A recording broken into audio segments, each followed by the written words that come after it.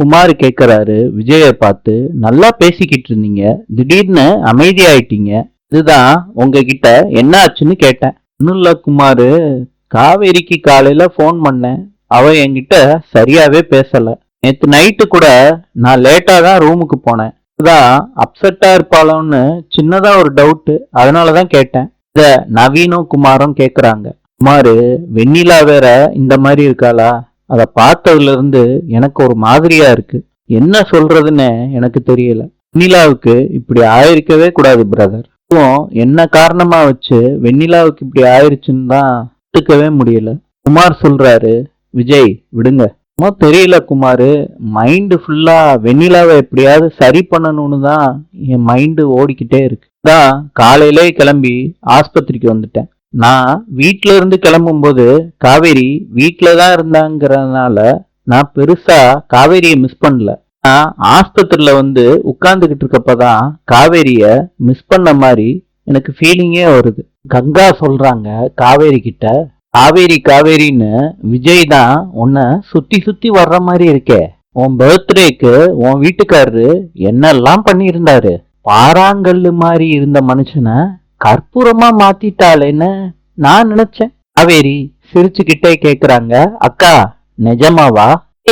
நிஜமாவே அப்படிதாண்டி நினைச்சேன். அக்கா இப்படியே ஏதாவது சொல்லிக்கிட்டு இருக்கா, எனக்கு கேட்க ஆசையா இருக்கு.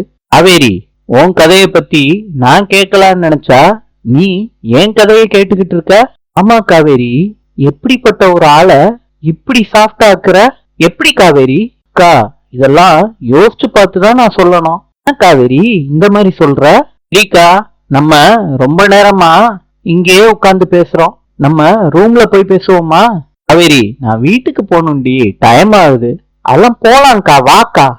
என்கிட்ட கொஞ்ச நேரம் பேசிக்கிட்டு இருந்தாதான் என்ன, வா அப்படின்னு காவேரி கங்காவை கைய பிடிச்சு கூட்டிட்டு போறாங்க அவங்க ரூமுக்கு. இப்பயும் காவேரி போனை மறந்து வச்சுட்டு போயிட்டாங்க. விஜய் குமார் கிட்ட சொல்றாங்க, அந்த உண்மைய என்னால ஒத்துக்க முடியல.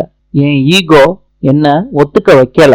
ஆனா இப்ப சொல்றேன் பிரதர், என்னால காவேரி இல்லாம ஒரு நிமிஷம் கூட இருக்க முடியாது. நான் ஓப்பனா என்னோட ஃபீலிங்ஸ நான் எக்ஸ்பிரஸ் பண்ண பிறகு எனக்கு எவ்வளவு ரிலாக்ஸா இருக்கு தெரியுமா பிரதர்?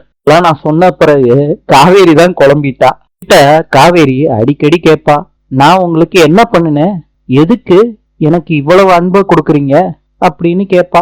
பத்தியெல்லாம் நான் யோசிச்சா என்கிட்ட எந்த பதிலும் இல்ல.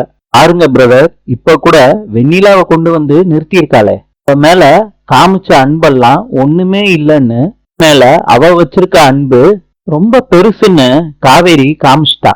இந்த குணத்தை தான் காவேரி கிட்ட நான் முன்னாடியே ஃபீல் பண்ணிருக்கேன்னு எனக்கு இப்ப தோண ஆரம்பிக்குது. காவேரி அவ வேற ஃபீலிங், எனக்காண்டி பிறந்த தேவதாவ.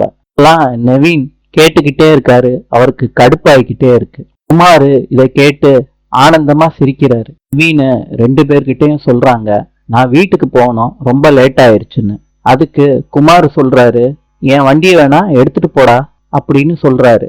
அதுக்கு நவீன் சொல்றாரு, வேணாம் குமாரு, நான் கேப் புக் பண்ணி போய்க்கிறேன், நான் வர்றேன்னு சொல்லிட்டு கிளம்புறாங்க நவீன். குமார் சொல்றாரு விஜய் கிட்ட, நவீனும் நல்லவன் தான், ஆனா உங்க ரெண்டு பேத்துக்கும் ஏனோ ஒத்து போகவே மாட்டேது.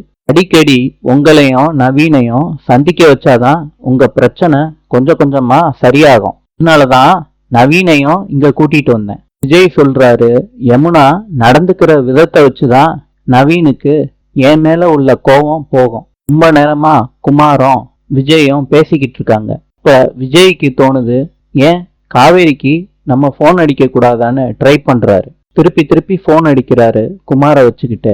காவேரி போனை எடுக்கல. விஜய் சொல்றாரு, தூங்கிட்டாலோ என்னமோ, அதனாலதான் போன் எடுக்காம இருக்கா. வேண்டாம், நான் ஏகப்பட்ட மிஸ்டு கால் கொடுத்துருக்கேன், இத பார்த்தா காவேரியே எனக்கு போன் பண்ணுவா. அப்ப டாக்டர் வர்றாங்க.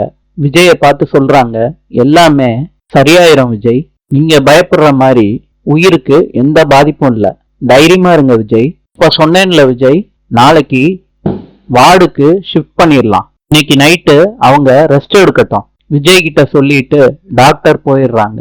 குமார் சொல்றாரு விஜய் கிட்ட, பிரதர் அந்த பெஞ்ச்ல படுங்க, நான் பாத்துக்கிறேன் கொஞ்ச நேரம். விஜய் சொல்றாரு, பரவாயில்ல, நான் இந்த சேர்ல உட்காந்துக்கிறேன், காவேரி அவங்க அக்கா கூட படுத்து தூங்குறாங்க அவங்க பெட்ல. வெண்ணிலா ஆஸ்பத்திரியில படுத்து தூங்கிக்கிட்டு இருக்காங்க. விஜய் காவேரி நினைப்பா உட்கார்ந்துகிட்டு இருக்காங்க ஆஸ்பத்திரியில. நாளை சந்திப்போம்.